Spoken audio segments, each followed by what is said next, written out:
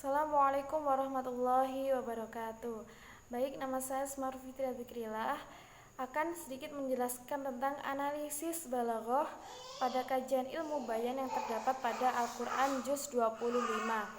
Seperti yang kita pelajari sebelumnya, bahwasanya dalam ilmu bayan terdapat 3 pokok pembahasan. Yang pertama yaitu tasybih, yang kedua yaitu majaz, dan yang terakhir yaitu kinayah. Yang pertama kita akan membahas tentang analisis tasybih pada Quran surat pada juz 25. Salah satunya yaitu terdapat pada Quran surat Asy-Syura ayat 32 yang berbunyi A'udzubillahi minasyaitonirrajim Bismillahirrahmanirrahim wa min ayatihil jawari fil bahri kal a'lam, yang artinya dan di antara tanda-tanda kekuasaannya adalah sebuah kapal-kapal yang berlayar di tengah laut seperti halnya gunung-gunung. Jenis gaya bahasa tasybih. Pada ayat ini dijelaskan bahwasanya tentang kekuasaan-kekuasaan Allah yang sangat mengagumkan, di antaranya yaitu kapal-kapal yang berlayar di atas laut seperti halnya sebuah gunung-gunung yang menjulang tinggi. Nah, pada ayat ini kapal-kapal yang berlayar di lautan diperbandingkan dengan sebuah gunung yang menjulang tinggi. Nah, rukun tasybih yang terdapat pada ayat ini yaitu adanya musyabbah, adatu tasybih, dan musyabbah bihi tanpa adanya wajhu syibhi, maka dinamakan dikategorikan sebagai tasybih mujmal. Dan yang kedua yaitu alasan kewajaran penggunaan tasybih. Dalam hal ini gunung dipilih sebagai perumpamaan kebesaran Allah Subhanahu wa taala karena memang gunung merupakan sebuah fenomena alam yang terlihat agung karena kebesarannya, kekokohannya, dan keindahannya. Dan yang ketiga yaitu tentang aspek estetika dalam kelompok ayat tasybih. Sesuai dengan topik surat di atas, aspek estetika yang paling menonjol yang ingin dikemukakan oleh penganalisis yaitu aspek keagungan atas kekuasaan Allah terhadap seluruh makhluknya, di mana sebuah kapal yang berlayar di laut pun dimiripkan sebuah gunung yang menjulang tinggi. Ini merupakan analisis tasybih pada Quran surat Asy-Syura. Dan yang kedua kita akan membahas tentang majaz.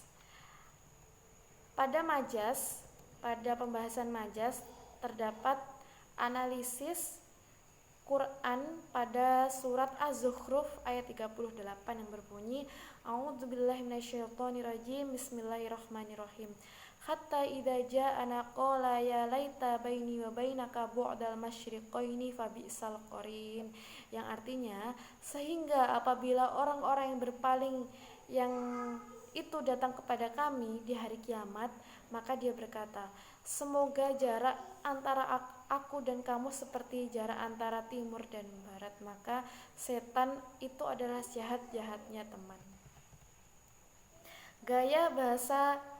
Jenis gaya bahasa metaforis. Di sini berbicara tentang keingkaran orang kafir terhadap ketauhidan Allah Subhanahu wa taala yang kemudian kelak digambarkan seperti masyriqaini, bu'dal masyriqaini, yaitu jarak antara timur dan barat. Hal ini mengisyaratkan bahwasanya seberapa jauhnya rahmat Allah Subhanahu wa taala terhadap mereka yang mengingkari ketauhidan Allah pada hari kiamat kelak, seperti halnya jarak antara timur dan barat, yakni jarak yang sangat jauh. Sehingga dalam ayat ini mengandung isti'arah makniyah. Yang kedua yaitu alasan kewajanaan penggunaan majaz. Dalam ayat ini menjelaskan tentang keadaan orang yang berpaling dari kebenaran, yaitu sehingga makna masyriqo ini di sini dimaknai sebagai jarak antara timur dan barat yang sangat jauh. Jadi pada ayat ini memberikan kewacanaan dalam penggunaan majaz sebagai makna gramatikal ayat Al-Quran. Yang ketiga itu aspek estetika dalam kelompok penggunaan majas. Gaya bahasa isti'arah makniyah tersebut memberikan suatu gagasan atau pemahaman yang disampaikan eksplisit menjadi pemahaman yang konkret. Dengan gambaran pada kalimat bu'dal masyriqaini memberikan gambaran pada pembaca bahwasanya seberapa jauhnya jarak antara rahmat Allah dan orang-orang yang ingkar pada hari kiamat kelak. Dan yang terakhir tentang pembahasan analisis kinayah pada juz 25.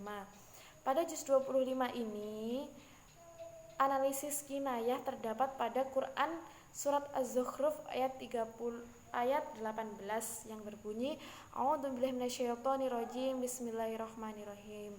Au man yunasya'u fil khilyati wa huwa fil khisami ghairu mubin, yang artinya, dan apakah patut menjadi anak Allah orang yang dibesarkan dalam keadaan berperhiasan sehingga ia tidak dapat memberi alasan yang terang dalam pertengkaran.